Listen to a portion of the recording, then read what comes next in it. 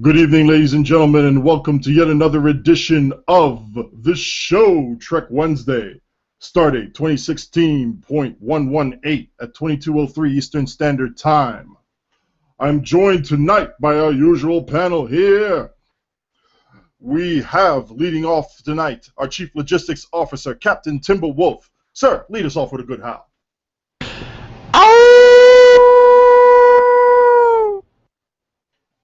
And he did have his kibbles and bits tonight, ladies and gentlemen. We have our chief instructor, Captain TeacherKirby. Howdy, folks. Just glad to have power so I could be here, because, last night, second time in 2 weeks, no power for over 10 hours. It's nuts. Yeah, let's hope that Texas doesn't flood away. Yeah. We have our chief intelligence officer, Captain SarcasmDetector. Greetings. Extra gravelly tonight, too, I see. And we have our chief emergency role-playing hologram and ship maestro extraordinaire, Zeph from Zeph Films.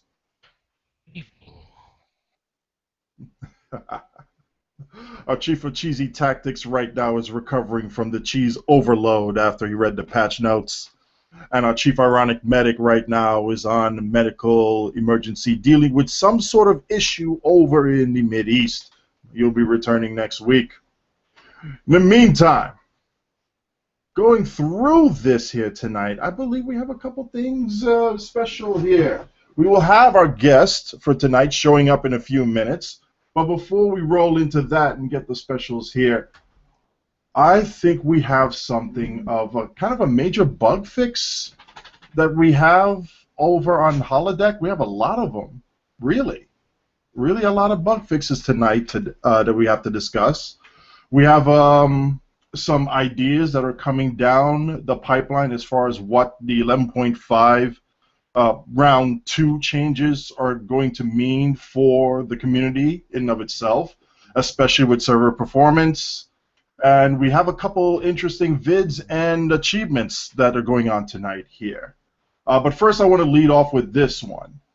We have one gentleman over here who's been kind of a quiet favorite over in STO builds, Mr. Gordon Freeman, who has actually been taking the lessons learned from a lot of folks and been applying into his builds, have been more or less giving us a play-by-play on his achievements and what he's been doing. And he has finally hit the 100K DPS mark. Now, mind you, this is a person that very even-keeled, very good-natured person, always willing to help out somebody else, but he just wanted to try and push his envelope and see where he was going. And this man is yet another example of what hard work and determination would do, but not so much hard work as you're just sweating and bleeding out everything you have and being frustrated constantly. But he did a little bit of research and did a lot of practice, and lo and behold, here he is hitting 100K on his build. Congratulations to you, sir. And on top of that, he's saying that he wants to be able to give back a little bit of something to the community that helped him out.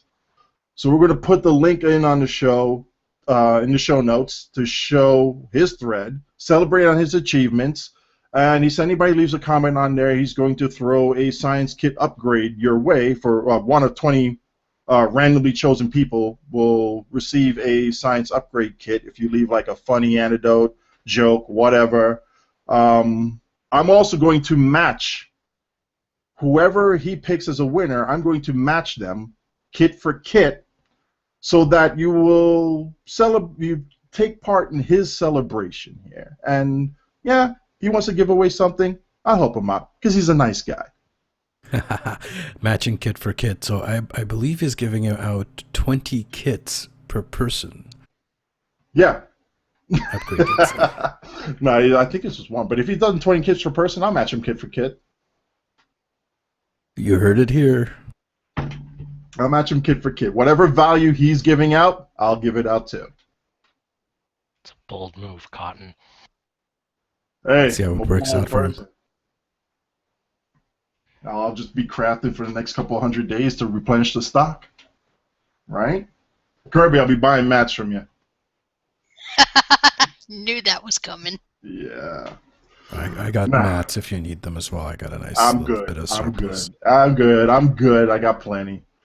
All right. Major bug fixes that were posted on the Tribble patch notes earlier. One of them was, and this is a big standout here, all sources of weapon haste are currently broken. They should be fixed after the next Tribble patch going to holodeck. But it's kind of one of those things is like, all right, what gives here with the haste mechanic? And do you guys think it's actually having any sort of impact in the way the game is currently functioning? Go. Aside You from mean lag, Including lag.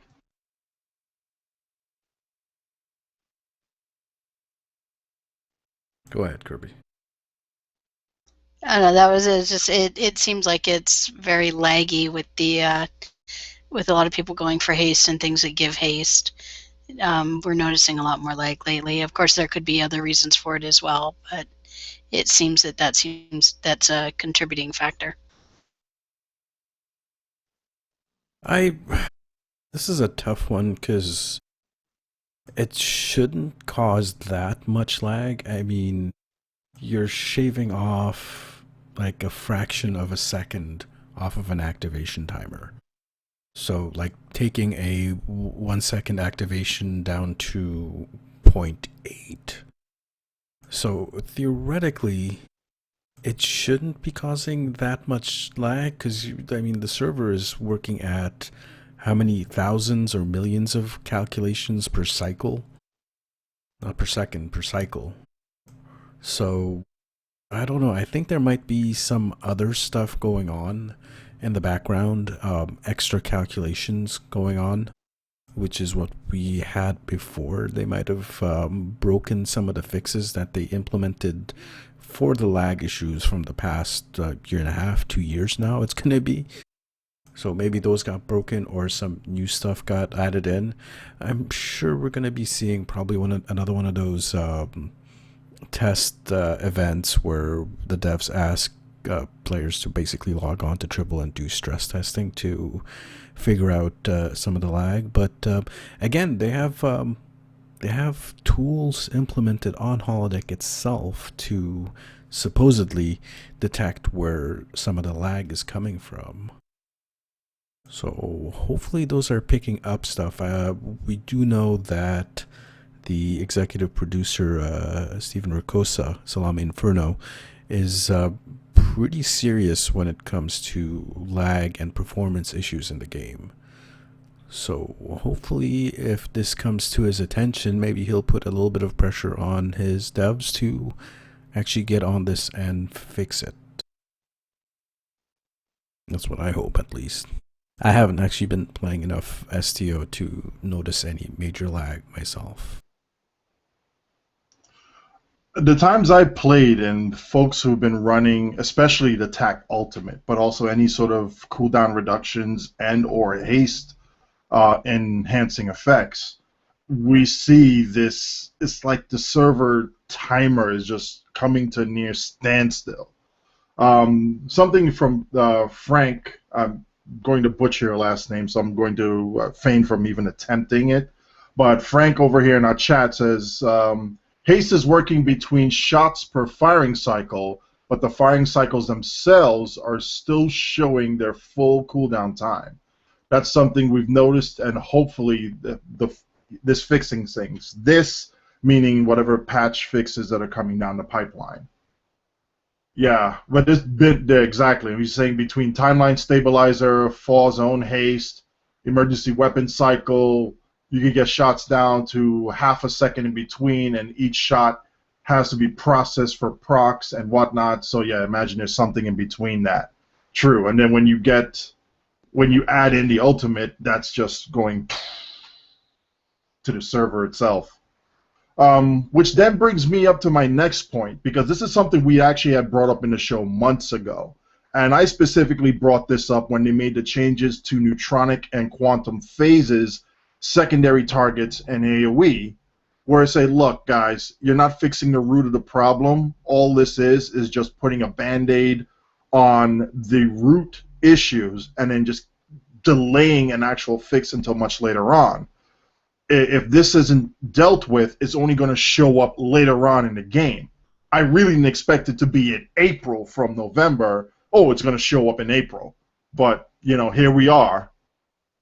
Fix the root cause of the issues instead of nerfing abilities. Which then brings me up to my other point. Unnerf quantum phase and neutronic torpedo. Because, quite frankly, it's unwarranted. I'm done with that part. Unnerf, well, it depends. For the quantum phase, that needed to be fixed, but that, I think that was one of the cases of it being hit by the double nerf, the infamous double nerf, where, you know, something is broken, then they fix it, and then they nerf it in retaliation for it being broken before. Yeah, now, so... Well, all right. I will give you the quantum phase aspect because we could not determine. Well, actually, we could determine this part here, where any targets that were close together, any overlapping areas of influence would have those calculations be shared between the targets. So yeah, that could probably put a little bit more stress on the server calculations, and then the data being delivered to the client, and then the client parsing that data. Same thing with the neutronic, but there could have been an easy fix for that. It's called the targets that will only be affected by the torpedoes will be the only ones affected by the secondary procs. Done. Problem solved. That gets rid of all of your crazy, insane AoE calculations based on the number of targets within that area of influence. Problem solved. But no. I like the comment the Joker, Captain Phil STO, said it feels like the test server is now Holodeck. Holodeck has always been the test server. What are you talking about, man? I love you, man. It's always been the test server.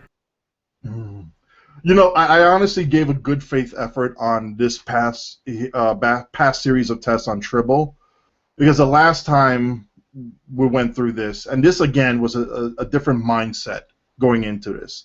Whenever we went through and tested stuff on Tribble, and then we told them, hey, look, this is broken, this is either way too much or way too little, or this needs to be toned down or dialed up in order for it to be balanced outright, whether we actually had that as our favorite pet toy or not, most of us here, I can say with a straight face, actually had a sense of balance in the game and wanted a sense of fair play, so that something wouldn't be overperforming or underperforming or feel like it's just rotten to the core or easily exploitable. That ruins the game. That ruins gameplay for ourselves and for other people. We didn't want that. But getting things to the point where it's overcooked or underbaked or just quite frankly no, and then we're going to have to deal with round 2, 3, or 4 of those fixes down the line, and then we can't tell people straight up, okay, what's this? Well, here's this ability, it does X. 3 months later, now it does Y. 3 months later, now it does Z. 6 months later, now it's a completely different interaction altogether. Forget everything you ever learned about that. That level of inconsistency is horrid for people to be able to design anything and play anything and enjoy the game out of it, whether you're a min-maxer or not. So we're seeing some improvements here. Don't get me wrong, we're seeing some improvements with this, but we like that consistency to be more prevalent throughout everything that's being done. We're still having the nomenclature issue where all damage doesn't really mean all damage in its specific category in all circumstances. Okay, and you could back me up here on this one. This was SOB's little portion here. But all damage isn't all damage all the time. No, it's not. It's some of the time. It depends. Yeah, it's and the category that it's in, whether it's well, category in quotation marks, whether it's a Cat 1 or Cat 2. It used to be that Anything that said all damage was considered Category 2. Anything that said had a specific damage type was Category 1.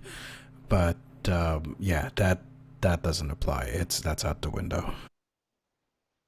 Yeah, so we'd like a little bit more consistency with it, whether you normalize everything to where it's just a strength bonus or a Cat 1, or if it's a multiplier. Let's use the nomenclature to mean the same thing consistently. That's for us, that helps as players to be able to weigh options within the equipment that you're creating. And it's only fair because we hate having to reverse engineer everything and retest it again over and over and over and over again. And this part here, SOB's point on the armor pen trait does have the same quote-unquote, well, it does have the same bug with it as far as the pen mod itself and its effect. Whenever any target is hit with anything that applies the pen debuff or an injury to the target, everything else that hits within that window also benefits from that pen debuff.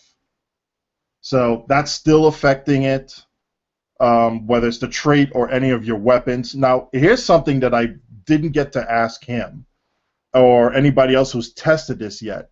Does this mean that with the pen trait and the pen skill, the pen skill and the pen mod on your weapon, are you then getting a double pen stack for that 0.1 second on target impact, and then everything else is more or less double dipping on that too? Yes.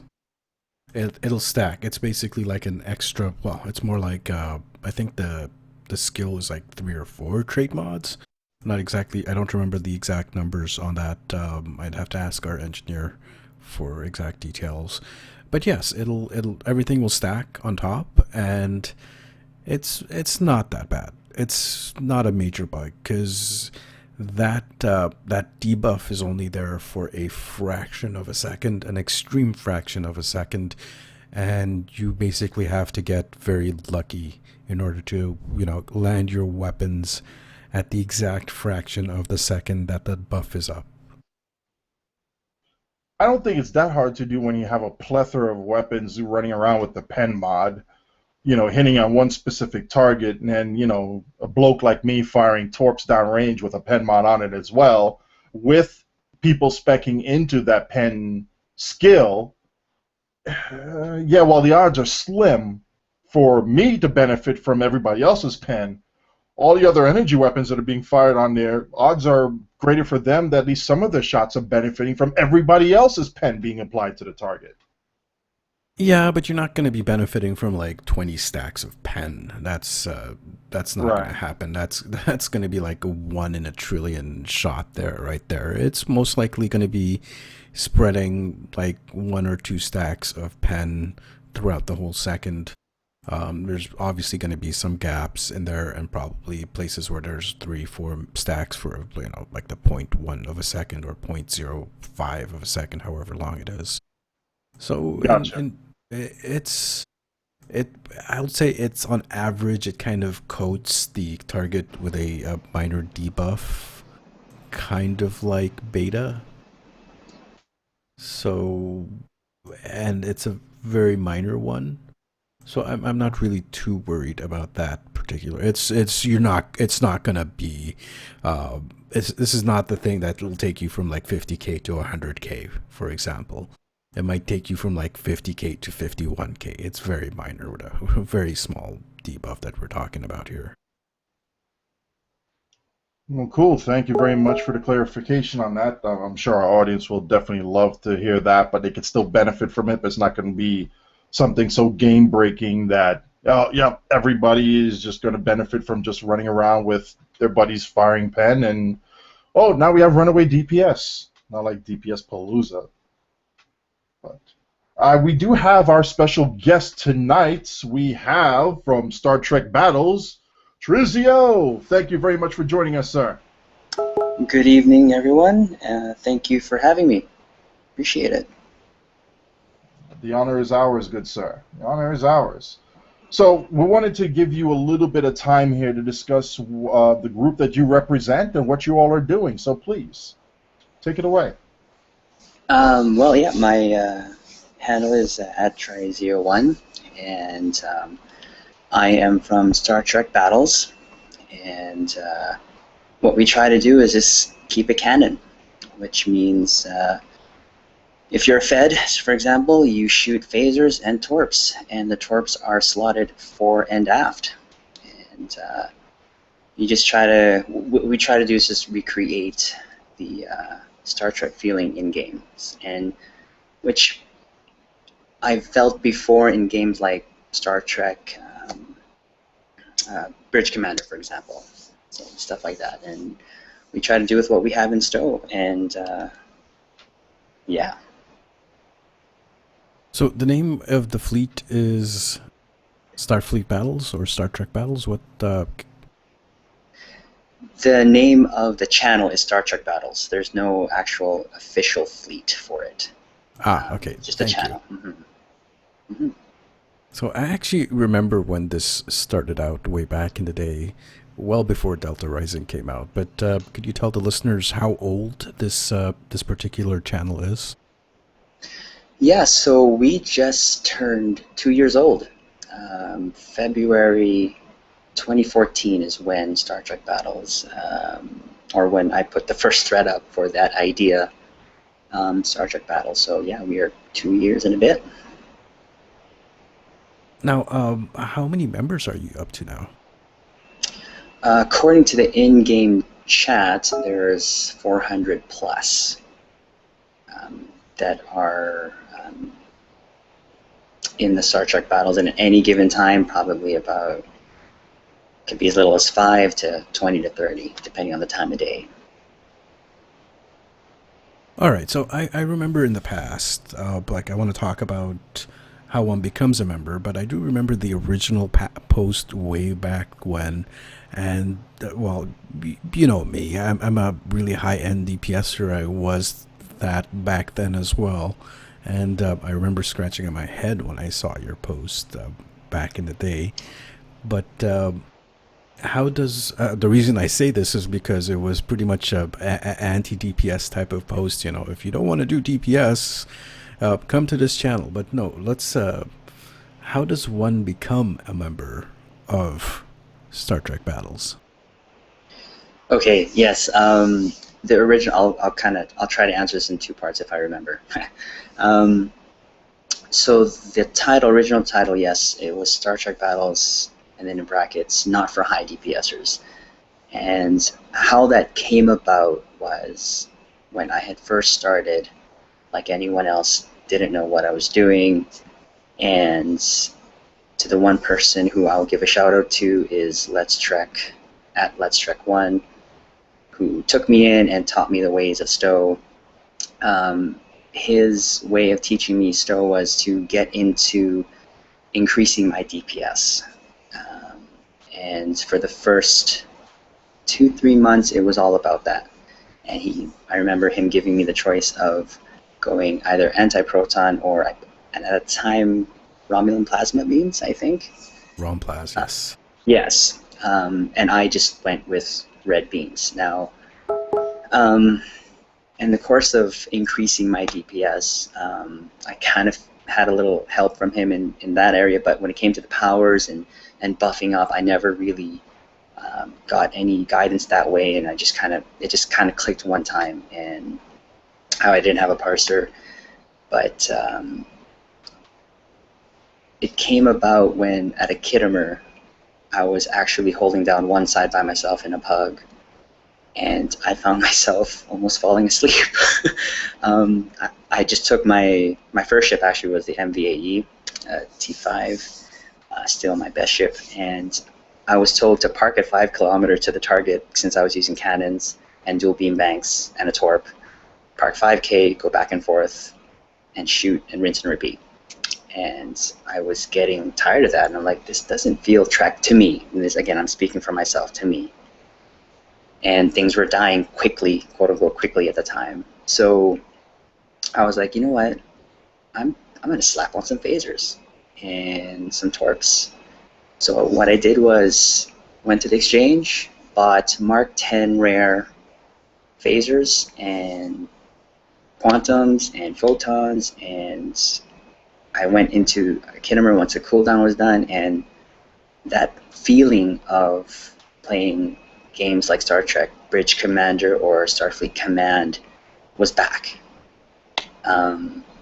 I was coming in on my attack run, shooting my torps down, firing my phasers, broadsiding, then flying away from the target, seeing my torps fire from my aft, and it felt Star Trek to me. And from there, that's when I posted my very first post on asking if there was another group that had dedicated people just to kind of canon, and I didn't really get anything, so that's when, and that's how I started that thread. And the DPS portion of that came from, well, I didn't want to kill things right away quickly. So, and things were dying quickly anyway, so I wanted to enjoy it a little bit more. Hence the self-nerf, I call it.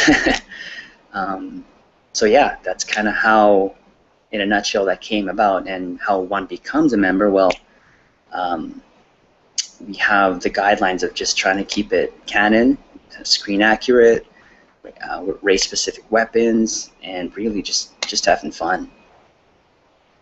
Hopefully that answered the question. Oh, we're all having fun, and it's a game, right?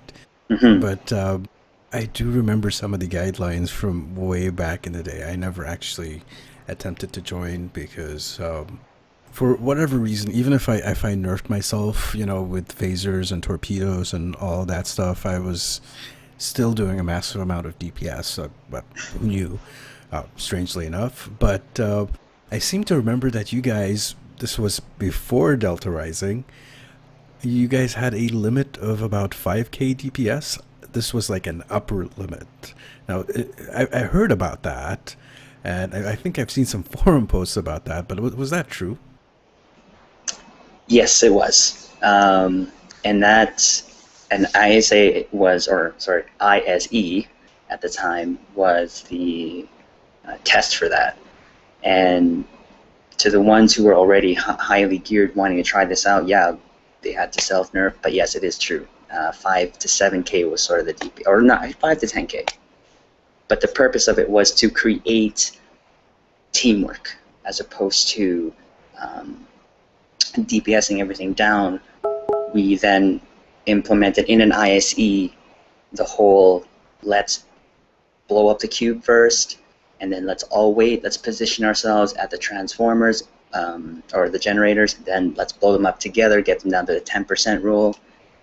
And since we self-nerfed ourselves, we created an environment where we had to work together, so because we didn't have enough DPS to take down that transformer all at once, so we needed a side to take care of the incoming spheres and a healer to heal whoever was doing the highest DPS and so on. So that was the purpose of it, and pre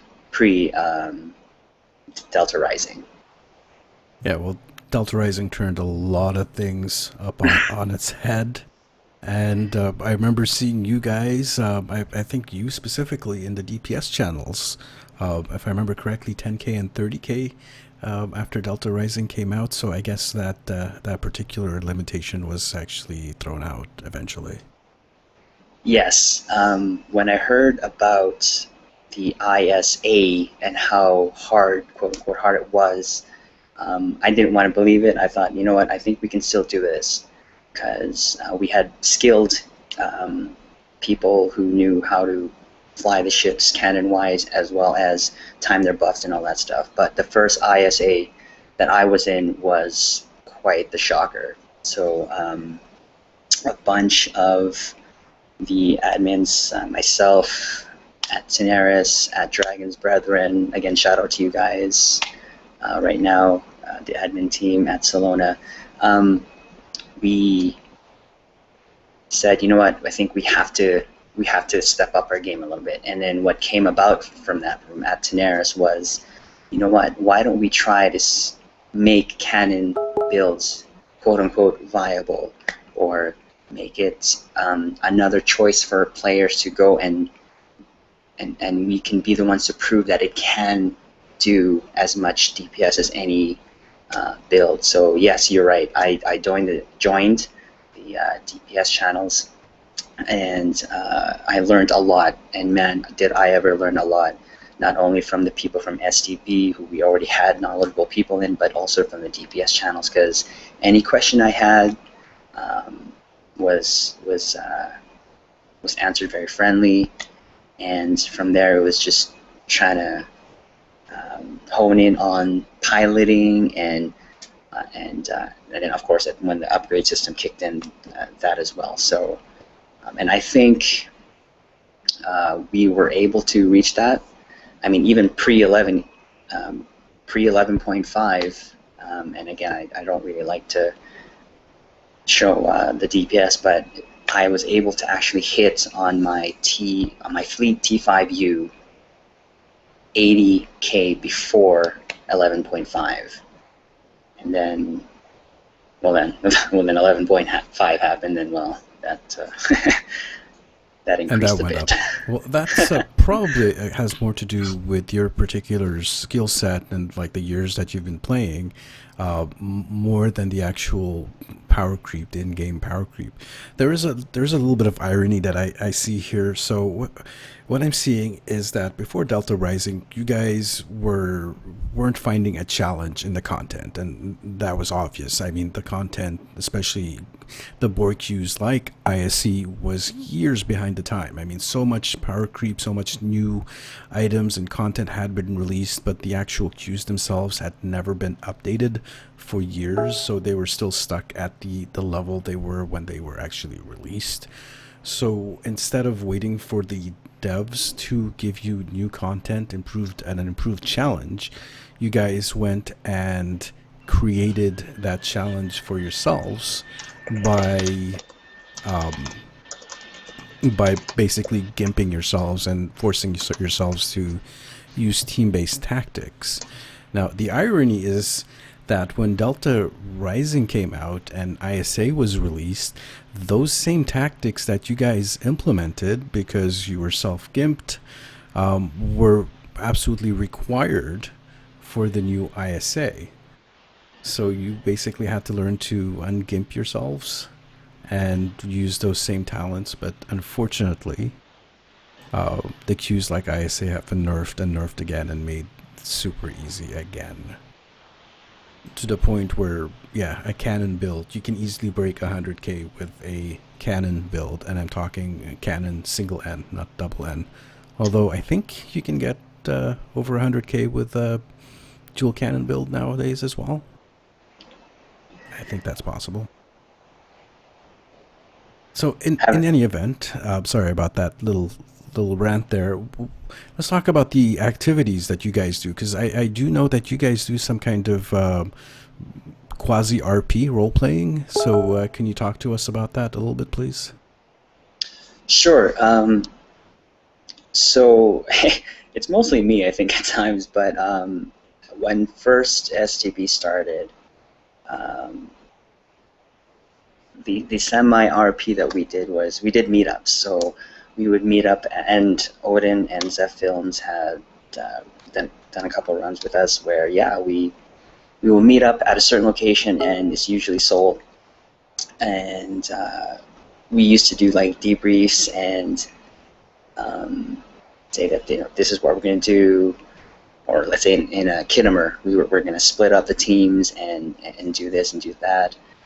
And within the mission, sometimes I would nerd out a little bit and say, type something in the, if a ship blew up, and go arg or no or something like that. Then after the mission would be done, we would form up again. We'd say, you know, status report and all that stuff, and then we would queue up either myself or another captain to just say, hey, you know, take us out. And then you would see once the 0 mark hit ends, ships just warping out altogether, or staggered effect, and till this day I still get a little school giggly about it. Seeing that there's times that we also did meetings when ESD was redone, to the below the Quinn's office. We would meet there at times and just do our meetings there as well. A little bit of R.I.P. there, and we just did one a couple weeks ago with Horizon, who's a great RPer, man. He can run a mission. Can he ever run a mission? So shout out to you, Horizon. Yeah, so that's just kind of things, and it's usually just very light. It's not like deep where actually I don't know how deep other people's go really, so that's just kind of what I've done and some others has done in terms of RP. But if you don't mind, Sarcasm, I'd like to actually go back to what you're saying about the whole now it's kind of like a DPS thing. So recently, since pretty much I would, and some others, we're just probably going to go back to experimenting with builds that is not going to be your FAW torp spread type thing, and I have a couple of ideas baking in.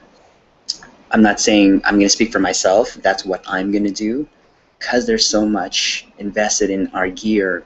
It's hard for some, and I've been told to just let that go. So myself, what I will do is try to experiment with my builds, where it's not going to be aiming for the highest cannon DPS possible out there, but just, again, for fun and play for fun, not just myself and whoever I'm with, and that's the goal. Well, no, I don't mind at all, because really we are at the same position we were at from before Delta Rising, where they've nerfed the content and made it so easy. I mean, Advanced now is just normal plus, basically. It's become that easy, and we've got more and more power creep, and more players have become knowledgeable and experienced, and have gotten the skills now that there's a serious lack of challenge, and we've discussed this on the show ad nauseum. So, if the devs aren't gonna give us the challenge, because they probably don't know how, then really it's up to us players to come up with that. And you know what, I do feel with you. I have myself gone in the same direction. I make just for fun builds as well. I don't always post videos of them. I might ruin my reputation there, but I do play for fun. And yes, DPS is fun for me. Getting really efficient at killing stuff, I find, is really fun. That's part of the challenge for me. But there are more ways to have fun in the game than just straight out DPS. And it's entirely possible to do a for fun build if you know what you're doing, if you have the skills and the knowledge and the gear to make a for fun build and actually still be a performer. Maybe not at the top end, but we really don't need that much these days anyways. Remember back in the day when they said, what was that phrase, 3K is enough, 3K is sufficient? Well, nowadays it's what, 30K is sufficient. I think that's the level of power creep that we've gotten to. 30K is overkill for 99% of this game. Well, no, I wouldn't say overkill. I wouldn't say overkill in that regards. 30K is, in my opinion, the comfortable median. This is the comfort zone where things aren't really too difficult for you, and they aren't actually easy for you either. So I think probably more in the range of 20 to 30K is that comfort zone. So it might be overkill for the normal stuff. Some of the advanced stuff might be a little bit difficult, especially if you're a 30K player and you jump into a pug and everyone else is doing 30K and below. You might have some trouble with it. Even now, even these days. I'm going to interject here for a moment. One, dialing it back a little bit here. If anybody would like to see Sarcasm's fun builds go up online for people to rate them and make comments on them, whether it's silly, funny, or what the heck were you doing, post any comment in the show comment section or any of the show notes on the link, either on the art forums or the Reddit thread, and say, yeah, I'd like to see Sarcasm's crazy videos go up on there, because I'd like to see some of his fun builds what crazy shenanigans you put up on there. So make your opinions known, and let Cam know you want to see those videos go online. 2, yeah, I know exactly, Zeph. Exactly. Let's start poking at him. 2, 30K realistically. Name me an advance where 30K is something that might, borderline might get you by. Really. If everybody was doing 30K in any advanced map, that thing would be crushed. If everyone was doing 30K and below, ISA is the example. I've actually seen it where there are multiple people doing between 10 and 30K in an ISA, and the thing goes on for half an hour. So yeah, it might be because of the player's skill, or just they're shooting the wrong targets. Maybe I don't really know, but it's certainly possible. HSA was one of those that people had some rough times.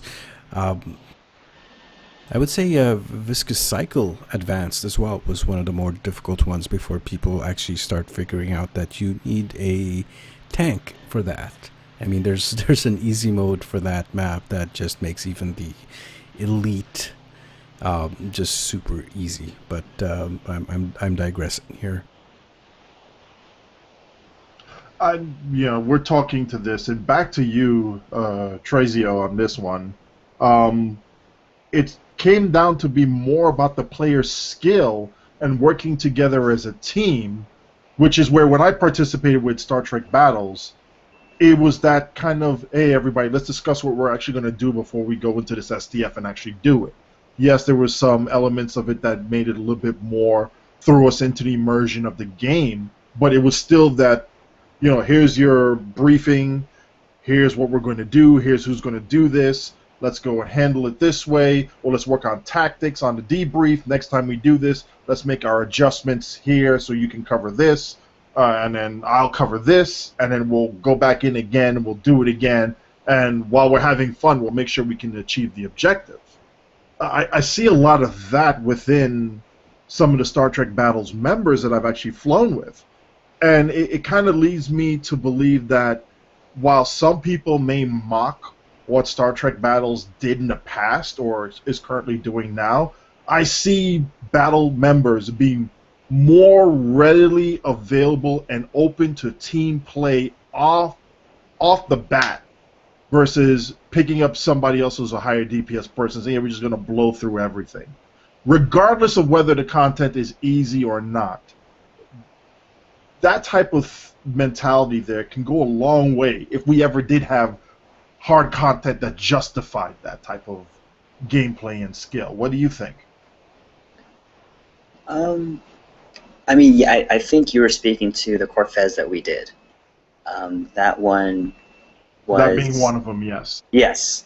And yeah, we had to plan that one, and we had, lo and behold, the Benden phase.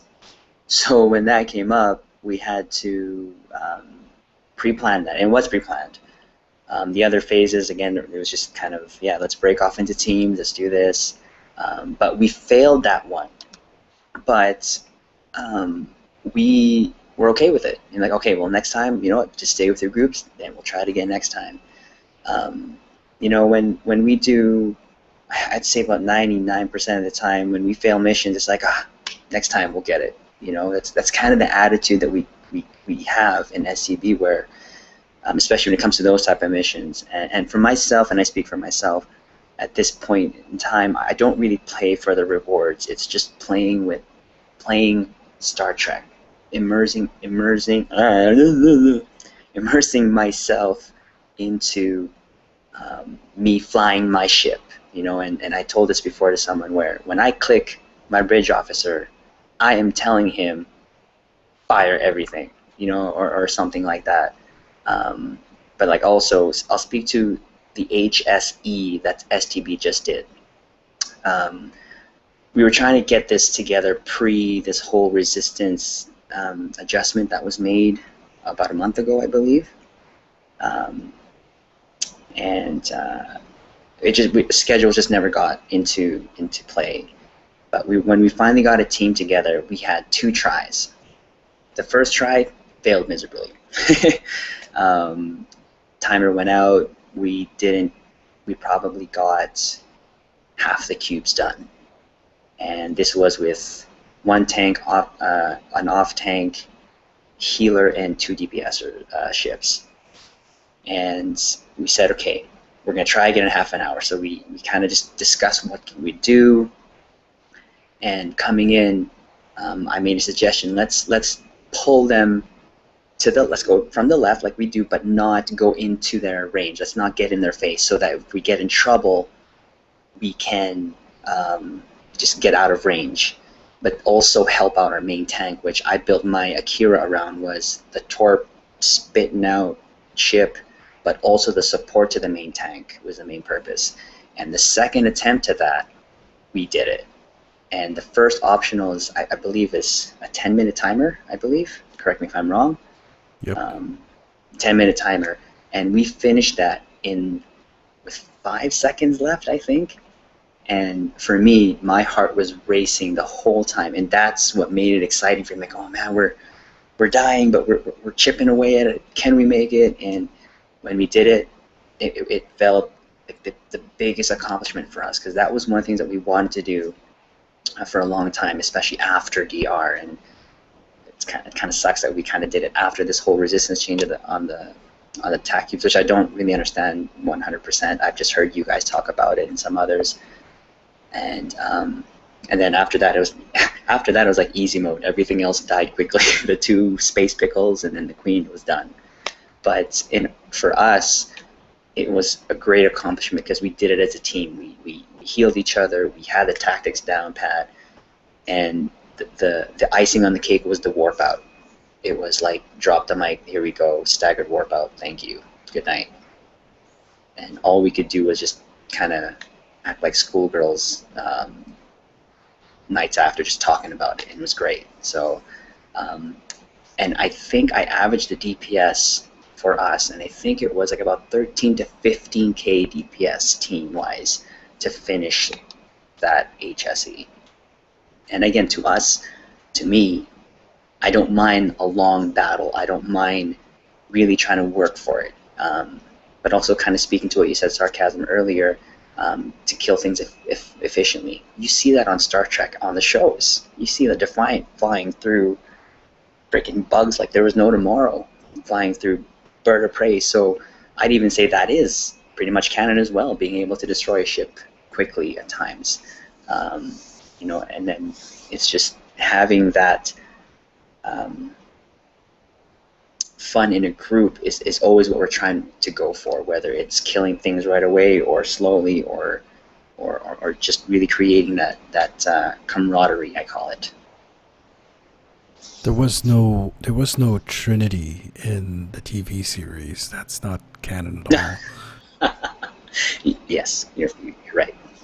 So I'll tell you a little bit of a secret here, something that probably no one knows, but there are admins, some of the admins from the DPS League, the Numbers League, I hate calling it that, but for lack of a better term to specify, some of our admins are actually members of STB.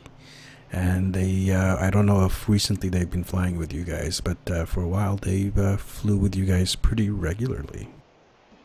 Oh, cool. I mean, you know what? We welcome anyone. I mean, it's not that wants to give it a shot that way, the way that that we're trying to portray. And it's not my way, or just we're trying to go for that screen that look. But I mean, it doesn't matter if you're on the higher end, on the starting end, trying to learn the game. You know, if you ask the question, we will give you the information of what I know, and I don't know much, trust me. And at Dragon's Brethren can attest to that, because I forget a lot of crap. So, and do with what the information you want. If you want to go chase those numbers, by all means, chase the numbers. After DR, you're right, it changed a lot. I've been thinking kind of putting something back in place, but really everyone's form of fun is different.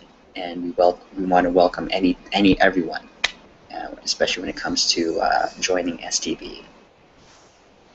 Even yourself, Sarcasm. I'd love to see a twerp on your aft ship.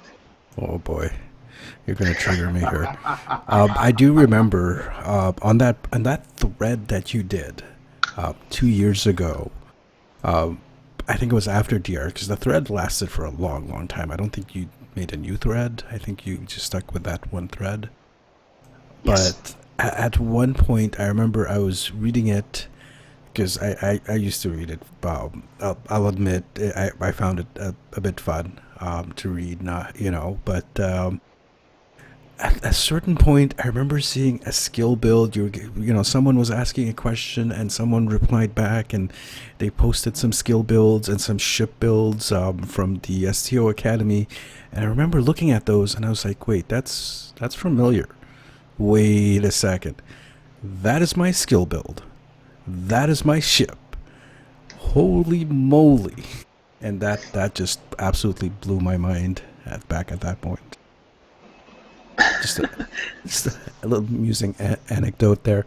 But just to continue on with the interview, there's a few more questions that we would like to go about. Please. Specifically, in regards to the latest season 11.5, I want to ask you, so this is, I guess, a two-parter. First part would be in regards to Star Trek Battles, STB, and second part, your personal thoughts on this in regards to Season 11.5, PvP and PvP. How do you feel about the state of the game? I know this is something we talk about ad nauseum on the show again, but I would like to hear what STB's opinion is, and perhaps your personal opinion on some of the things going on in the game now. I'll speak to myself first. So for the PvE stuff, I guess what we got new was the FE, of course, the featured episode. I can appreciate it. I appreciate a lot of things. I try to go in things just blank and just play and try to enjoy it. So did I enjoy that one? Yeah, it was all right. It's moving the story along, but really, I thought we were going to be explorers again, but here we are, another war. But don't get me wrong, I love my pew, so it's not really that bad, but I would have liked to have seen the featured episodes to have just a little bit of a more Star Trek feel, and for me, personally. We also got the Nicole Red Alert. I think that should have been, and I think Zeph Films has said this mentioned this before, that should have been the Iconian, in the Iconian War. Oh my god, I probably would have I would have loved that. It would have probably felt more of a war, especially on how the release of the episodes were going. It would have just felt really good, and especially when they mentioned in the story, we're being attacked here in left, right, and center, and then shoot, you go to sector space, there's a red alert. Oh, that would have been, it would have been awesome. The Nicole alert itself, it's kind of, go to a group, shoot them, go another group, shoot them, go another group, shoot them. Again, I enjoy my pews, but it's essentially, it's a very simplistic mission. Great way to get marks, though. That I enjoy, but I would have wished they would have implemented that in the Iconian War. But I hope it's something that they kind of continue on to give more flavor to the daily Borg or Tholian, and now the Nicole Red Alert, which I think I read it's only limited, so my thoughts on that would suck if it is a limited thing. PvE wise, I guess that's really it, because I mean, I'm still doing the old other missions, the Borg missions. PvP wise, I have not PvP'd since I PvP'd with Odin, and that was pre 11.5. And that was again another experiment by by me and Odin to kind of just see what we can do to kind of level ourselves and let the pilot skills and familiarity with your ship shine through. And man, was that ever an intense battle. Hell yes, it was. Oh man, like, I mean, that was probably one. I don't PvP much. I don't really do that a lot. But when it's at a even level skill, I think what's really gonna showcase there is piloting, and just sometimes just a fluke. And it was exciting. It was Odin was up 3, I was up 1. He went back up 3, but it was really good. And I think before that we actually had a group together to try that, and I think that was fun as well. PvP, again, like I said, I don't do it much, so I don't know how all this new powers that we have and available traits that we have really affect it. I hear it's dead, but in terms of how STB feels about it, well, yeah, we're feeling the power creep. It's there, and it's been discussed with myself and some of the other regulars there. It just, even though we're breaking records for cannon builds, it's just, why? It's not required, So I see, like Dragon's Brethren last night was doing, working on his build for one of his tunes he said to go back to how I wanted to build this character when I started her. So I think myself and others are just trying to now build play with our builds a little differently, since the PC is very real. I hope I answered your questions, 2 of them. Did I? Yeah, pretty much. Well, I want to open it up to the other guys on the panel here, and the lady, of course, if they have any questions for you. While they think about that, we'll give them a moment to think up some questions if they haven't thought about it. But tell us about what you dislike and what you like in the game currently. Is there anything particular that just gets on your nerves? Or what is it specifically that just makes you giddy like a schoolgirl? Well, I've mentioned some of the things that makes me. I'll talk about the good stuff first. The good stuff, really, being able to come in game and talk with not just STB members, but people that I know throughout the game. But I thank STB for that in general, because I've been able to meet people like, well, I'm here talking with the show panel, and that's, to me, it's a great honor. And I met Odin Knight and yourself. I've met Zeph Films, TeacherKirby already as well. So I like that aspect of meeting new people, and it doesn't necessarily that they have to have the same build as me. No, we're here to play the game that we all have invested a lot of time in because we love it. So that's one thing. The friends, that's a recurring theme I hear a lot, but it's true, especially for me. Friends I've made.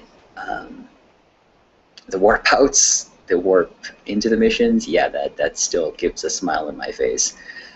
Seeing 5 ships going at it, especially if they're all feds, just phasers, torps flying at your target, and all of us then swinging around, that just gets me going. I love being able to fight the Borg. I wish we had some more Borg missions, but to me, that's kind of Star Trek feel to me is when I'm fighting the Borg. I think I fight them too much, but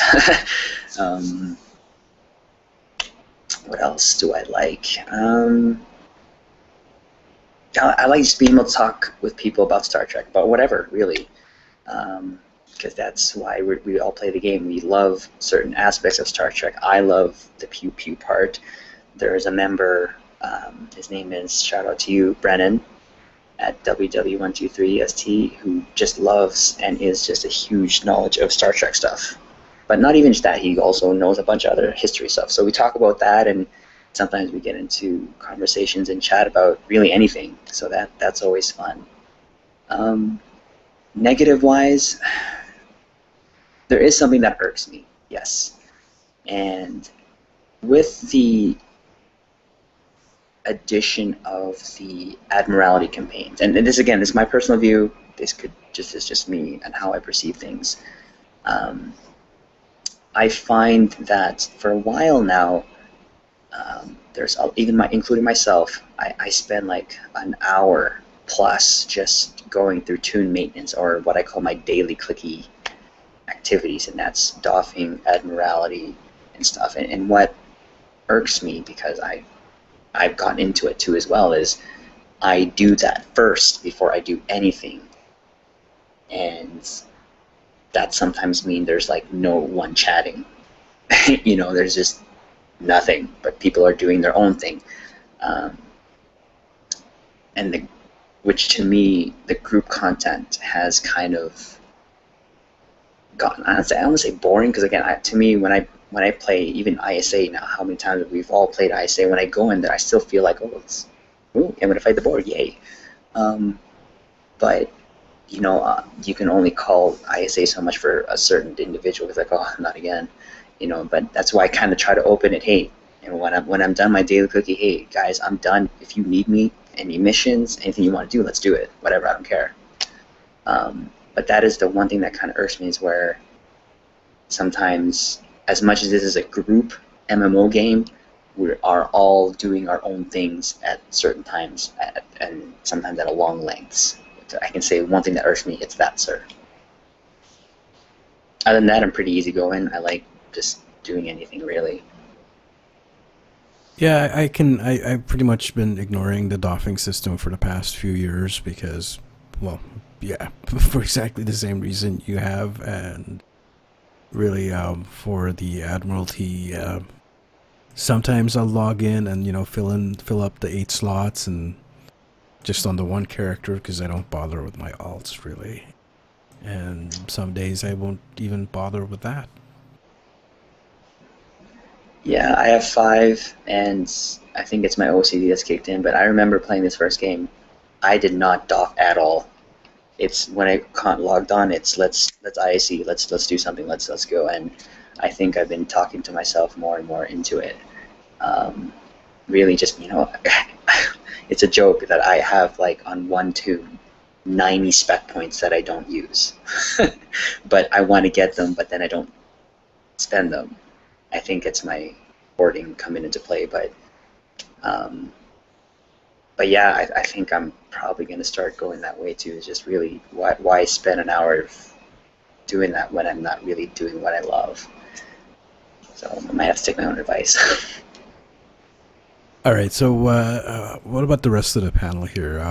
Do you guys have any questions for STB or Trizio in specifics? I was just kind of curious if in your role-playing you guys ever tried to recreate one of the battles from the show. TeacherKirby, it's an honor to always talk to. I have to say, I love your voice. Sorry. Well, thank you very much. I had to get that out. We do, actually, long time ago, 2 years ago? Yeah, about that, yeah, about the start of STB. We had one of the admins at Rising Star want to create the Battle of, oh god, it starts with a CH. God, I am now just derping all over the place. Is that the battle from Deep Space Nine? Yes, that one. I could have just said that, I guess, sorry. So, with staying with how STB was then, there was a bunch of guidelines that were put into place so that it would be even. And for example, all ships would be only using powers up to lieutenant rank. Was one of the things. And we'd all be using the same type, as close to the same type weaponry as we can. It was we had a week to 2 weeks building up to it, and there was a lot of interest, and it seemed like we were going to have a lot of people come in. And the day of came, and actually it only became 4 people. Oh. Yeah, but in that, the 4 people that did come, it was great. Like you saw, I think I was in my, what was it? What was I in? A Dragon's Brethren was in a Galaxy, I think. I was in my Defiant against a bug ship and a Galore. And the bug ship was at Rising Star, and the Galore was Grunt. But we had fun. And from that battles that we did, it felt cool because, again, you saw phasers missing. I think we were using like white gear or maybe blue or green, and phasers missing, torp just flying by you. It was great. And another type theme we had after that was called the raiding party, where we would have one capital ship against 5 littler like T2 ships, and that was Kylie's idea, and that was great. We did that for a couple of days, where 5 ships are going at it, and sometimes the 5 ships would win, sometimes the 1 ship would win. It felt pretty balanced. So yeah, at times when someone wants to try something, they spit out the idea, and then hey, let's work out the details and let's go. So we tried to, and it's like, I'm assuming no one ever recorded, videographed that. Because I don't probably not. I don't remember ever seeing videos of that, but that would have been actually interesting to watch. Yeah, and I wish we would have. I think at Rising Star did, but he hasn't been on for a while. If he was, it was just like an every season update or half season update, and but I think he did. Never asked him. I do know that we would take a lot of pictures. Some of the admins and other members would take pictures because we would line up our ships. I remember us doing Enterprise from A to F. Yeah. And it was a sweet shot just from starting from the Connie all the way up to the end. We were kind of in this diagonal position with the camera facing the ships from the front, so it was beautiful. It was great. Pictures, I think we do have. Videos, I don't think not so much. But hopefully that answers your question, TeacherKirby. Yes, it did. You know what? The next time you do an event, let us know. We'll broadcast it on the show. We'll see how many people show up, and we'll make sure that it's recorded. How about that? Oh, that'd be great. Awesome. Thank you.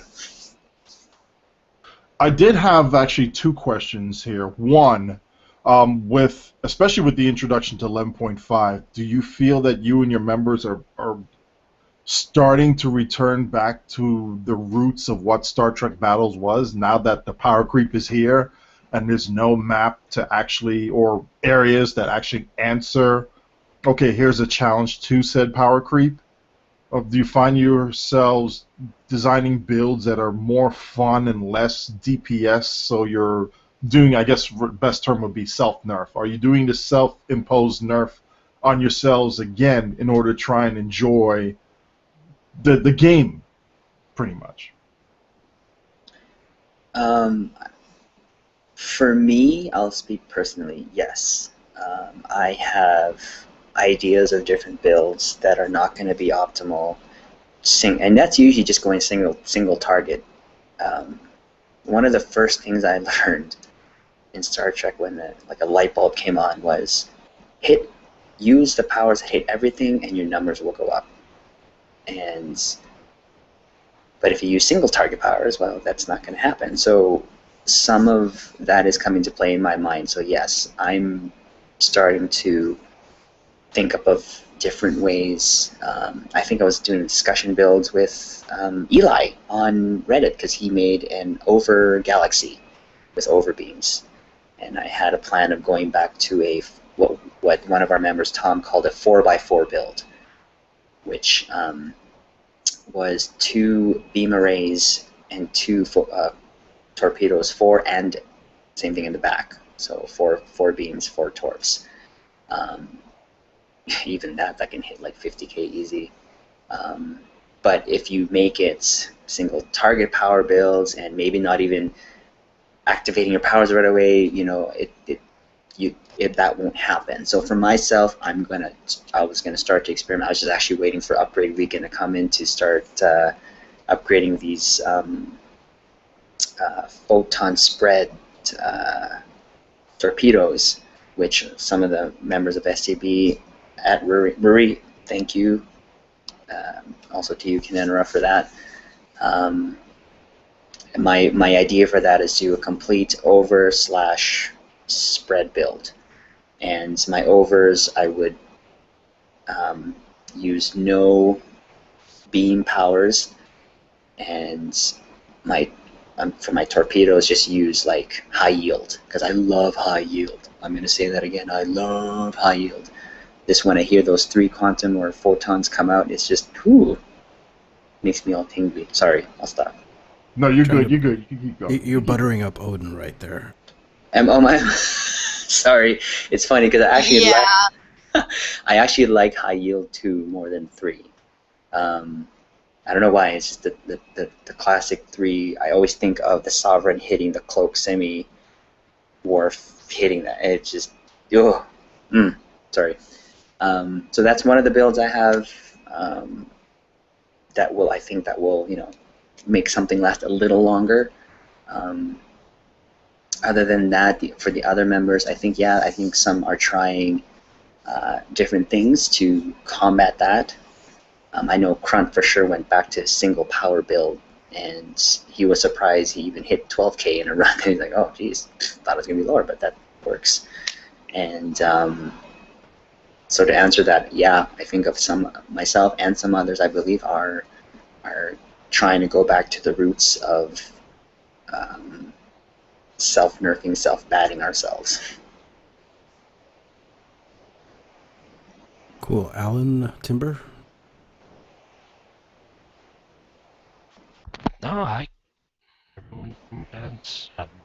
asked the questions I was thinking of, so I'm good. Zeph, I love your porn. Ship porn. Sorry. Good correction there. Sorry. That's bad. My bad. Yo, you're good. You're good. Well, please, by all means, you're welcome to stick around. We're going to definitely have questions between the comments and the show notes. And we'll definitely include the link to the thread that you have for Star Trek Battles in the show notes as well. And we're going to move on to a couple other discussions, but if you have anything you want to say, by all means, please feel free to interject. Just wait for the pregnant pause, be good. But we'll definitely be asking for the roundtable discussion on this. So, but sure, jump in, and if you have anything you want to say on something, by all means, please say it. For sure. Awesome. Thank you. Going on to a couple things here. Remember, Cryptic, when I said I will be back concerning the core? Concerning the core and the ship models that should have been fixed for this thing since day one of its release. Some folks on Reddit directed me to this thread here that was initially started by somebody else, and I don't have the name in front of me, but the person who's actually been carrying the flag for this thing and keeping it up to date. I'm trying to find out if it's been up to date as far as today, but as of a couple weeks ago, the person here, hold on a second, I just had the bloody name right here about 5 seconds ago. Here we go. What in blue blazes on the ARC forums has been continuing the thread of all of the errors within the ship models. And a lot of complaints recently have been about the core. When is that going to be fixed? Please, please, please, when is that going to be fixed? Now, when I found this thread, I was like, wow, there's a whole bunch of stuff in here that needed to be addressed. Some of them have been going back about 2 years or more. So I don't know if you need to hire more environment and kit bashers there to design and make corrections or fix things, whatever you need to do. But hey, Thomas the Cat is only one man, and whoever else is helping him out that we don't know the name of, hopefully you've been paying him, decent amount of money to be able to get this stuff fixed, but can we get like one extra person in to help them fix all this stuff? Because this seems like a very big backlog here of items that needs to be addressed. So it's not just the core, but there are other things here as well that need to have the models fixed, updated, whatever it is. Granted, some of them are just minor details that people are really nitpicky about, we'll get into. So yeah, okay, I understand that. But there's some major issues, like not being able to select the ship that you have available to you that you should be able to use a skin for, but you can't. That does need to be addressed. Now, something that gives me hope was reading these patch notes recently, because there were a lot of things across the board that have been addressed. And thank you. This is some very detailed patch notes here. So thank you, Cryptic, for doing this. And a lot of them were indeed fixes both in space and on ground. Some of them addressing costume fixes. So while the core has been the most recent thing out there, I'm going to post this link in here just in case for some reason you don't have it. Please look it over. And anything you can fix in passing, please take care of it. Because you definitely have fans out there that are saying, hey, why isn't this fixed? It should be, especially when they've been going about it for years. So please, do your clientele due diligence and take care of these model problems there so they can enjoy it and enjoy spending more time in the game instead of thinking, oh, this is something bad here, I'm just going to go play something else. Well, oh, no, hold on a second. You know that joke that's been floating around the forums for like years now that, Cryptic is more focused on creating new content, pushing out new content than actually fixing any of the content that they've released. And sadly, it's not really a joke.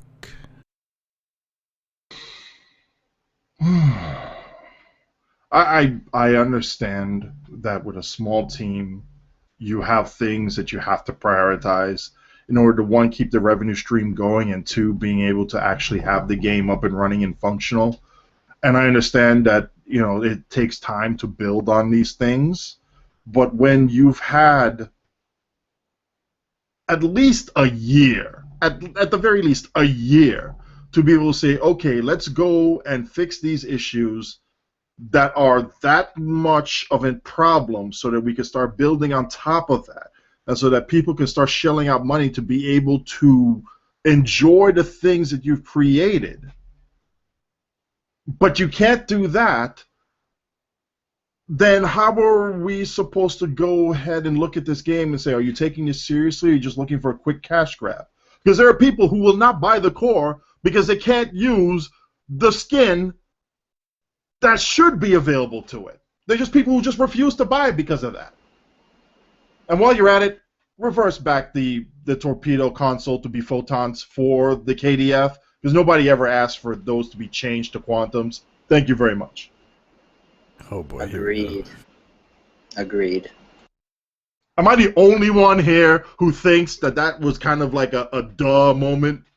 I mean, it's just that moment is kind of like, all right, you know what, duh. All right, we'll fix the copy paste code.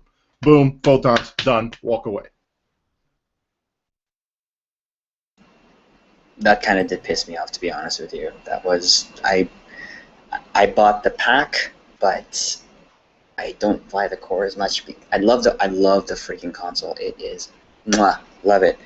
But it's firing quantums. When did you ever freaking see a Bob fire freaking quantums? Show me and I'll shut up. Sorry. Well, it's been like 40 years, so maybe the Klingons have advanced a little bit? Yeah, and Federations actually have enhanced battle cloak too.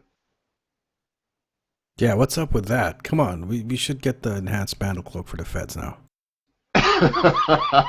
No. That phase cloak that we kind of left on the wayside, yeah, we should get that. Throw it on every single Defiant and every variant on it. There you go.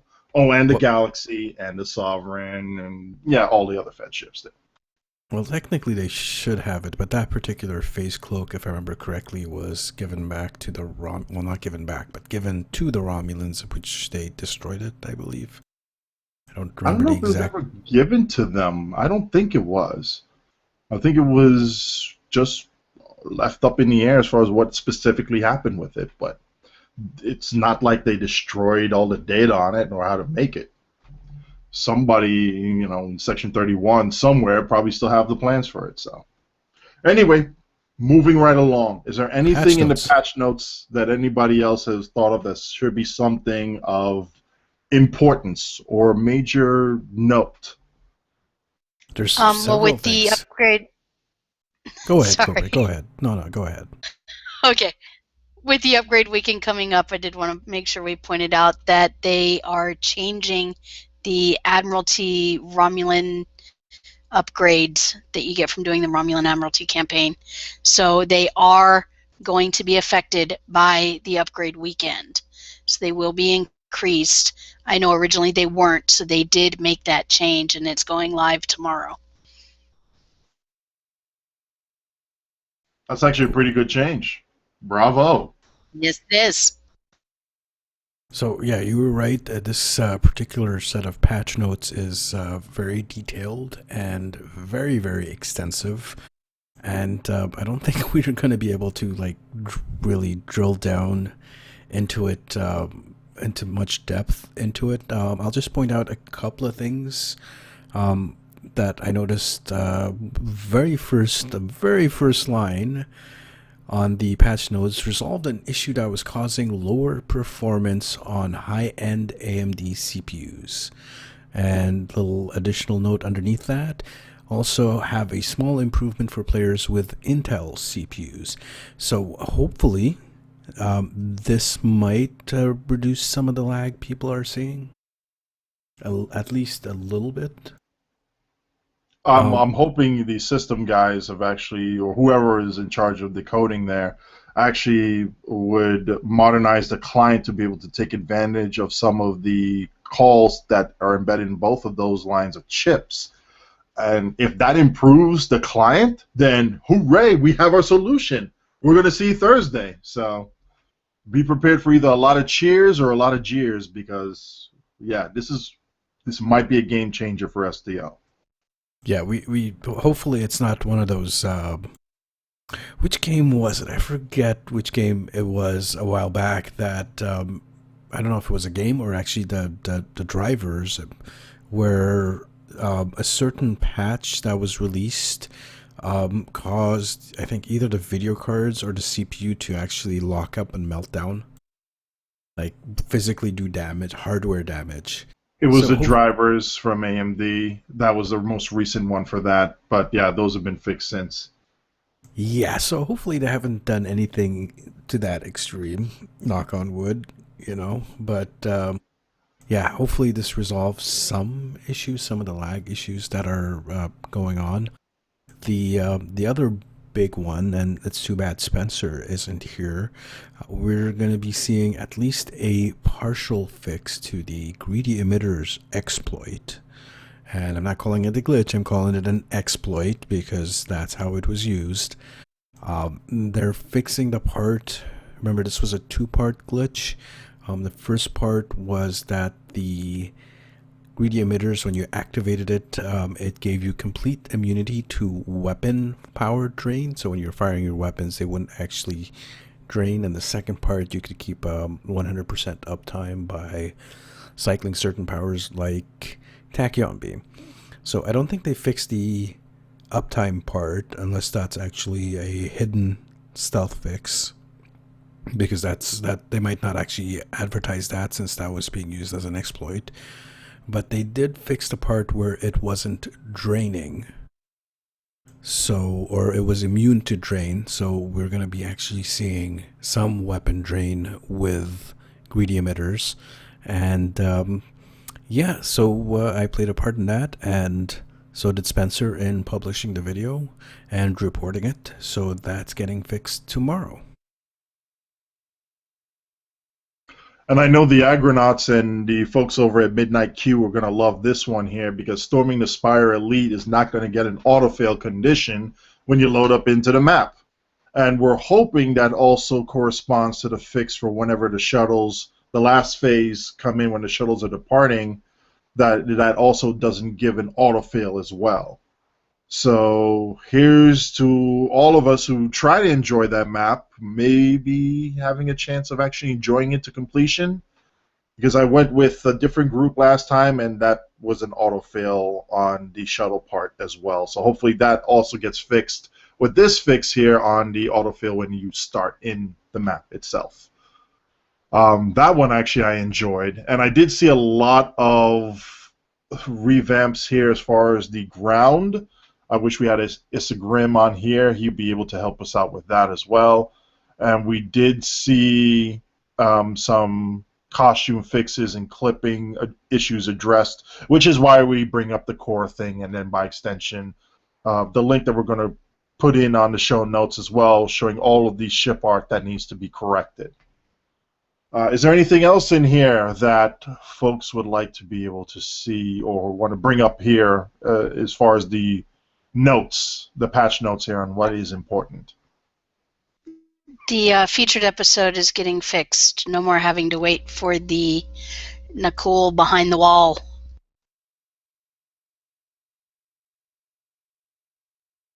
That would be nice. No more. No, that's Hey. yes. Yeah.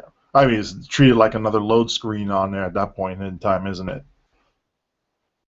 Yeah, time to do your Admiralty, time to do your doffing. Sit there and wait for 5 minutes while they come out. Or if you're if you're a engineer, you can put out a quantum mortar. Sometimes it'll get them behind the wall, sometimes it won't. So even that's iffy. But yeah, but they are fixing that glitch, so they shouldn't get stuck behind the wall after tomorrow.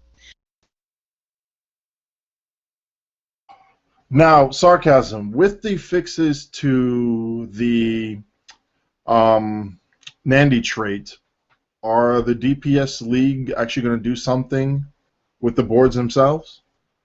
Yes, Friday, so not tomorrow, not Thursday, but Friday we will be doing a full board wipe of the entire DPS League board. And I believe we're going to be setting it so that the parser will only accept parses from Friday onwards.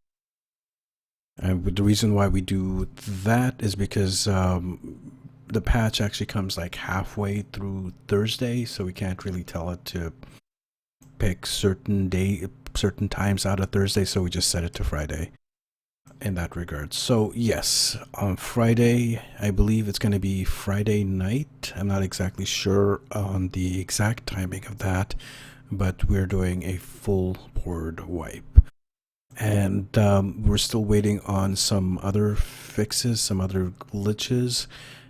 If those come out, we might just do a partial culling of numbers over 75k in the near future. That depends on how things work out, though.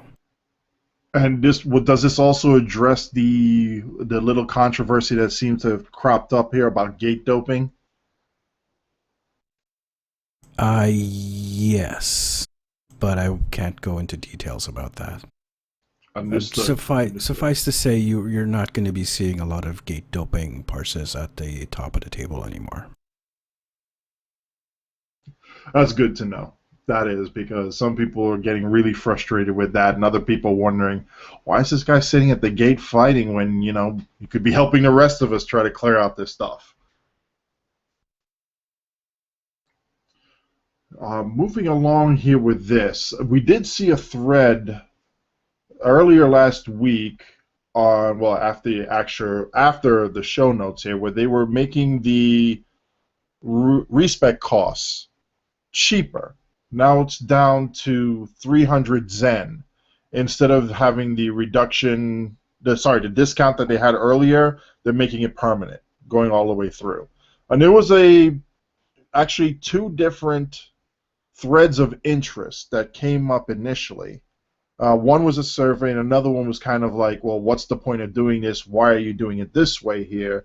And there's a huge discussion on that. And for the most part, the majority of people thought that it would either should have been something that would be included in the game as either an in-game currency buy, or it should be free, but you could buy like a spec sheet, and then you could flip-flop between the spec sheets themselves. So as you already have one or more that are already pre-programmed in. You could do as many respecs as you want between the one or more, but you could do a quick swap between, hey, I want to be a tank in one moment, and then swap quickly to a different ship. And as I swap to a different ship, I activate spec sheet number 2. That's my tank one. Spec sheet number 3 is my support build, whatever. Whatever Cam wants to make fun of that moment, that's what I'm going to fly, just to piss him off. So there was that thought. But then, other folks are also coming and saying it just should be free, period, and be done with it, because paying for respecs is very outdated. It's antiquated. It's not much of an opportunity to actually make money off of that many transactions. Granted, yes, it's Cryptic's game, but granted, we're also the public, and we will want to say whether we will pay for it or not, and we vote with our wallets. A lot of people, though, are saying that 300 Zen is still way too high for respecs. What do you all think? Way too high still. I think if it was 300 Yeah. Zen for a pack of 5 respecs, that might be good. But for one respect at 300 Zen, that's ridiculous in my opinion. It should be somewhere, if they wanted to charge something, I would say at most 100 Zen, at the absolute most. But if you're going to charge 300, then it should be a pack of 5. Because that's $3 to reallocate points. And then if you don't get it right, well, better whip out your wallet and pay another $3. Like $3 might not sound like a much, but it's still ridiculous for what you're looking at doing. So and respecking doesn't even. That's it. 300 too much. I wouldn't mind the 300 if it weren't for the fact that once you start a respec, once you choose a thing, that's it, it's chosen. You can't go back and change it without spending another token. That's the sticking point for me. So if not for that, I wouldn't mind the 300. I like the idea of the 5-pack, actually. That was a good idea, but I never really thought about it. I kind of make my skill tree as generic as possible, but I'd like to be able to swap between things here and there, but really, I think for the most part, again, most of us have enough to kind of finish the content, and that would be really just if you wanted to, in my opinion, really optimize. Is kind of my thoughts on it. But I do like the idea of 5 and or having the 2 to kind of swap between. For the current price of the respecs, I would be fine with this price range, 300, if I could get multi-specs going. So have like dual specs or triple specs or whatever, like Owen was talking about a little bit earlier. Have that going so I can switch between the two multiple specs. So I can have like a generic build, which is actually what I used to run before. I have a kind of jack of all trade build skill tree, versus what I have now, which is a highly specialized science build. So I could switch between the science build and the generic build, for a global cooldown or whatever it is other MMOs use for that. And if I want to specialize or respecialize the specialized spec, the science spec, into an engineering spec or a tactical spec, for example, get one of those other ultimates, then yeah, I could pay for that. I can spend for that, and I'd still have my generic build that I can use. So in that regards, I would prefer it. But as it sits right now, we don't have multi-specs. It's really a pipe dream. 300 is still too much. I don't even know if I'd want them to introduce multi-spec, because honestly, it just might be another thing that just breaks on people. Like, look what happened when they introduced the ship loadout tool. Like, even that is still has its hiccups here and there that can be rather frustrating. Like I think Loot Critter actually had some equipment gone missing. I'm not sure if he said if he got his stuff back or whatever, but yeah, it would be nice to have a multi-spec system, like press a button, kind of like a ship pets button or whatever, up on the top corner and be like, all right, I'm in my science ship, let's go with science mode. And then it just automatically changes things. But I'm afraid that it'd just be more stuff breaking, really. Yeah, Luke Critters answered your question, said they paid him out in Zen to cover what was missing. So, yeah, he's been covered on that one there. Was it worth it, though? Like what they paid him out? Yeah, Or I guess fair, that would be a fair. question. Fair is the word I should have used. Yeah, would it be fair if it's, depending on what he lost, if it was a unique item or a lobby item or something in that regards, it's a lot of lock boxes to open to get those 200 lobby consoles, for example. And then if you've ever upgraded them, yeah. Oh, well, that's quite a bit of Zen there, actually. Wow. Yeah, but depends on what was lost. Like if he had a whole bunch of rep stuff with, upgrade all the way up to gold, then you're re-rolling again, and you may not be so lucky if you have to convert all that into dill at the current prices versus what he did back then, and then try and upgrade that. So it may end up being a loss if that was a situation. Like I know if I lost my neutronic torpedo, where I got lucky on getting it gold at 2% at current dill prices, heck no.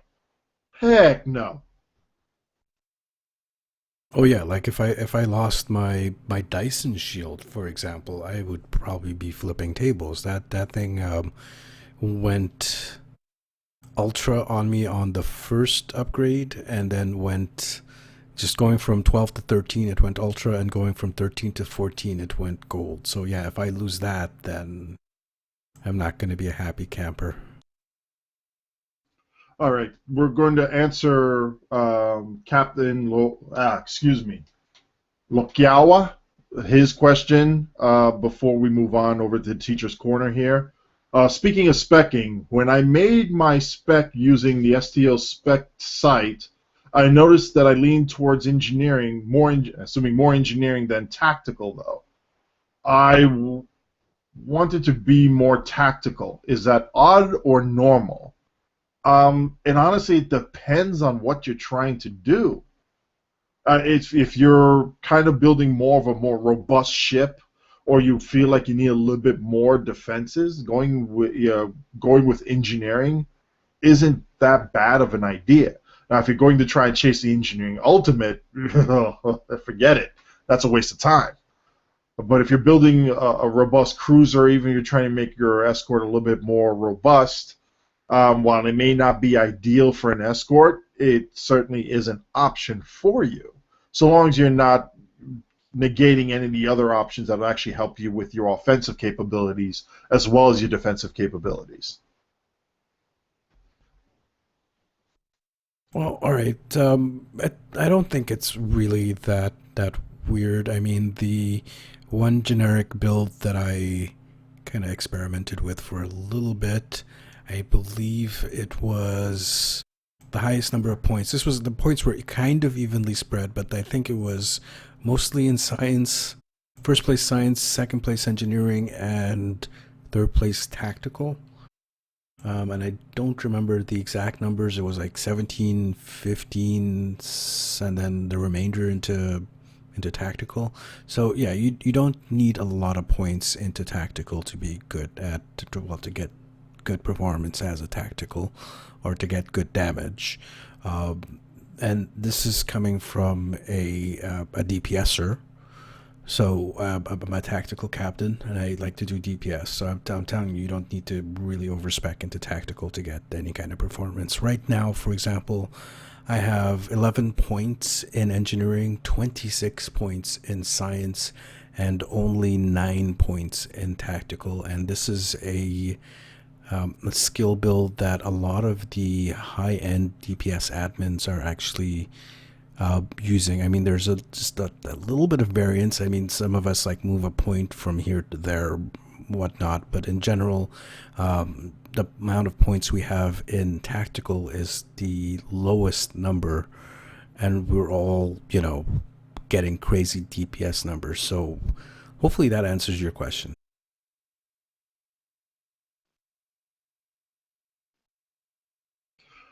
All right, ladies and gentlemen, going into the teacher's corner. Teacher corner. Sit down, folks. Listen up. Class is in session. Teacher Kirby, teach us a lesson. All right, so this week I kept it pretty simple. I kind of went over batteries. Batteries are that little something extra you can pop to give you a little extra weapon power, or engine power to help you get from point A to point B, or shield power when it's going down. And there are duty officers and things that can modify them. You can get battery expertise from the skill tree, your first choice if you spec enough into engineering to unlock that, and that doubles the duration of batteries. So the video kind of explains all of that and just kind of gives an overview of batteries, the different batteries available, what's out there, how, what they do, and how you can use them, and the duty officers that modify them. So there you go. We have a few videos to talk about. Actually, I'll go through these videos really quick, Odin. So Thank you. The first one here is a 2-man CCA under 3 minutes. So the link for that is going to be in the show notes. I believe, Kirby, you were in that particular video. So Yes, I'm guessing the title is a little fraudulent, unless you suddenly become a man. Okay, 2-person. There you go. And the yeah, the it was second, 2%. It was yeah, it's pretty interesting. good. The second video, I just ran into this earlier today, and I found this pretty interesting. I think maybe Trizio might actually find this interesting as well. So there's this streamer called Mr. Everything, and he doesn't really play STO. He played STO a long time ago, and he recently came back to the game and noticed that everything has changed on him. So he basically restarted, made a fresh character, and played STO again. So a lot of people have been doing that recently. I mean, I see at least a post or 2 or 3 per week on Reddit about people coming back to the game and asking, "Hey, what's changed?" So this is actually interesting. It's about an hour and 40 minutes long. I'm guessing it was a VOD, or a recording of a stream. The audio quality is not that good, but it's interesting to check out. So the link for that is also going to be in the show notes. And the third video I'm going to mention here is from Midnight Q, their second episode, where they had Odin as a special guest on there.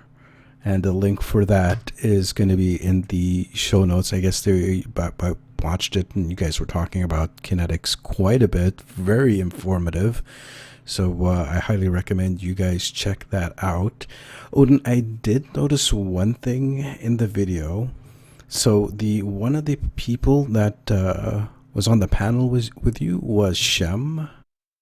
Mm-hmm. Do you remember Shem? We actually had him on the show here we interviewed him a long time ago. Yes, we did. So I found that interesting. I'm kind of weirded out that you guys didn't mention that during that broadcast.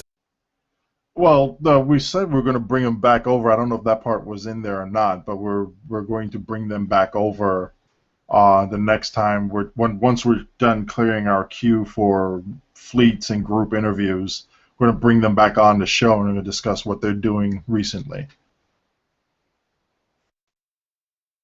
So yeah, that's I think that's is it every Saturday or every Friday? I believe he puts out the video every Saturday. I have to get the schedule for it, but it looks like to be every Saturday, if I remember correctly. Yeah, it's every Saturday, I believe, at noon or 1 p.m. Eastern time.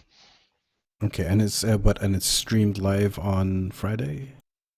It's pre-recorded, and then once it's done with everything there, he puts it out on his channel. Okay.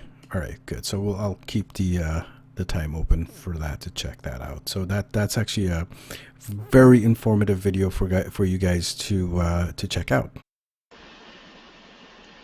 I'd like to say thank you, Odin, for the shout out in that vid. Hey, you guys do good stuff, and some of the guys at Midnight Q have actually ran around with some of the STB folks, and I don't know whether they realize who was who there, but I figured, hey, do a shout out, bring the communities together, and see what they do. Appreciate it. Actually, Odin actually mentions you guys every single show episode. Oh, shut up. I mean, they do good stuff like Trek Yards. Kind of watch them, you see what they do, and like, yeah, I enjoy this. These are people who actually enjoy what they're doing, and you got to give them a little bit more spotlight on there because they make other people enjoy the game a little bit more and enjoy the community that much more. So they don't feel like, am I the only person who thinks this way or who are like these things? Well, yeah, guess what? You're not the only person. Here's more people who enjoy this type of thing here. Go check them out. And that's one of the reasons why we even did the show here, to showcase all these other people around here, show how others work. So the SciTech part, should I go over that real quick? Whatever you put in, yeah, go ahead.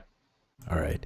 So there's just 3 articles for the science and space part. And the very first one I found on the sciencenewsjournal.com. There is a very famous philosopher named Ibn Sina, I hope I'm pronouncing that correctly, who is Persian and lived over 1,000 years ago. I guess most people in the West might not know about him, but he's actually a very well-known philosopher, and he was actually a physician as well back in that day. And he had a text describing a supernova that was written in 1006 AD. That's well over 1,000 years ago. And back in that day in Europe, it was pretty much smack dab in the middle of the Dark Ages, and pretty much the darkest part of that time period for Europe, like the bubonic plague and all that nastiness stuff. So that was actually a pretty interesting read. Second article I have here is from livescience.com, and it's talking about how the European Space Agency, in collaboration with other spacefaring nations, are going to be, or pretty much pushed forward the plans to build a permanent moon colony, and they're calling it a moon village. So it's going to have lots of scientific research and maybe some space tourism, and maybe this will actually pave the way for a trip to Mars. So that's actually a short article. Again, the link to that will be in the show notes. Check it out, guys. And the last article I have here is a little bit more in line with my particular taste. There's a new species of titanosaur found down in South America. For those of you who don't know what a titanosaur is, it is a massive dinosaur, and it pretty much is a giant brontosaurus. The brontosaurus is pretty huge, but this guy was pretty much bigger than that. And they found a skull, which is ridiculously rare. Of the 60 titanosaur skeletons they found, only 4 of them have skulls. So they found this new skull, and it turns out to be a new species of titanosaur. Now, titanosaurs are only found in South America, and I think most of them have been found in Argentina. and it's a little bit different. The dinosaur species were a little bit different in North America versus South America. They weren't even connected back then in that period. In North America, I believe we had Brontosauruses and Tyrannosaurus rexes, while in South America we had the Titanosaurs and the Gigantosauruses. And the Giganotosaurus looks like a T-Rex, but is a little bit bigger. So that is actually fascinated if you're interested in dinosaurs like I am. I've spent most of my day playing Ark and being, knee-deep in dinosaur poop. But I found that interesting, and I thought I would share that. And the links for that, of course, will be in the show notes. Thank you very much, sir. Any closing thoughts here before we call it a night? I'd just like to say thank you to all of you guys for the time, for the invite. It's an honor meeting all of you. Didn't know what to expect, but I had a great time, and I hope that I just do have one thing, and this is a challenge to Sarcasm, to fly with me with torps fore and aft. And you can pick that up anytime. I would just love to fly with you, having torps fore and aft. Do it! Do it now! I've flown with torps before.